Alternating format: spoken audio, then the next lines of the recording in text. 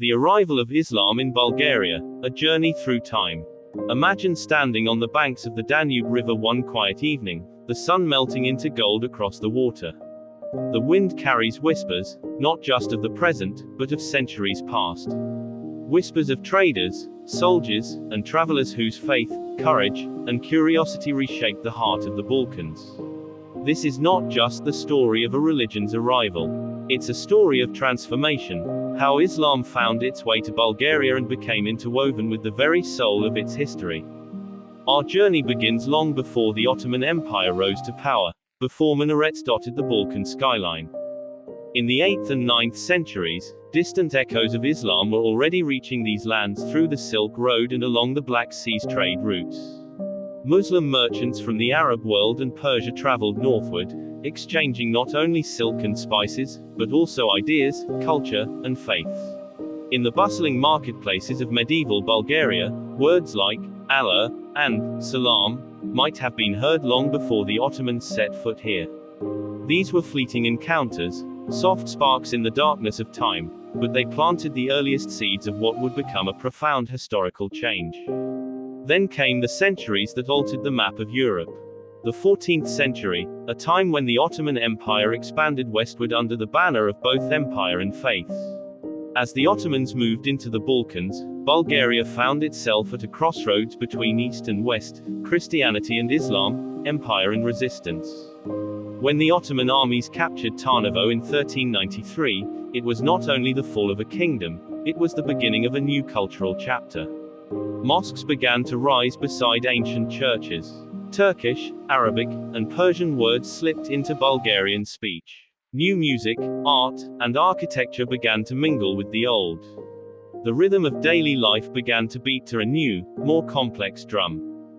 But Islam's arrival in Bulgaria was not a simple conquest story, it was a story of coexistence, adaptation, and sometimes, silent defiance. In many regions, people converted to Islam gradually, some out of faith, some for survival, and some through centuries of shared living and mixed families. The Pomaks, Bulgarian-speaking Muslims, became living bridges between worlds, preserving Slavic traditions while embracing Islamic faiths. In their songs, prayers, and festivals, you can still hear the blending of two souls, the Balkan and the Islamic, neither erased, but transformed. The Ottoman centuries brought more than political rule, they brought the richness of Islamic civilization to Bulgarian soil. Cities like Plovdiv, Vidin, and Shumen became melting pots of culture. Mosques with delicate domes rose beside medieval fortresses, public baths echoed with life, and bustling bazaars became centers of connection. The call to prayer mingled with church bells, and for many, faith became part of daily rhythm rather than division. Yet, every empire eventually faces the dawn of change.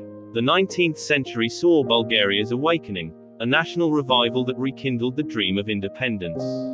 When the Ottomans withdrew, the Islamic presence did not vanish, it remained in the people, in the language, in the architecture, and in the stories whispered from generation to generation.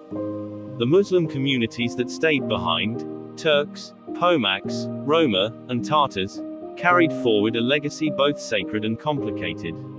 Their existence was a reminder that Bulgaria's history was never one color, one faith, or one story. Even in the 20th century, amid wars, borders shifting, and regimes rising and falling, the echoes of Islam endured. In the mountain villages of the Rhodopes, the call to prayer still rises at dawn, soft and ancient.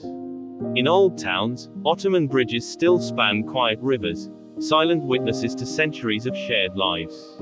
The faces may have changed, the languages evolved, but the spirit of coexistence, sometimes strained, sometimes harmonious, continues to define this land. Today, when you walk through Bulgaria, Islam is no longer a distant visitor. It lives in the history books, yes, but also in the markets, the food, the music, and the hearts of the people who still keep their ancestors' prayers alive. A Bulgarian mosque may stand beside a church, their spires both reaching toward the same sky, a quiet reminder that the story of faith here has always been about meeting, not dividing. So when we speak of the arrival of Islam in Bulgaria, we are really speaking of a journey, one that began with traders and travelers, was carried by empires, endured through resistance, and remains today in the shared heartbeat of a nation that has learned, across centuries, that faith can be both a bridge and a mirror. And as the Danube whispers its eternal song, you can almost hear those voices still, merchants calling from the markets, imams reciting under starlit skies, and generations of Bulgarians, Christian and Muslim alike, weaving together the tapestry of a land that has always been more than the sum of its faiths. Thanks for watching the video.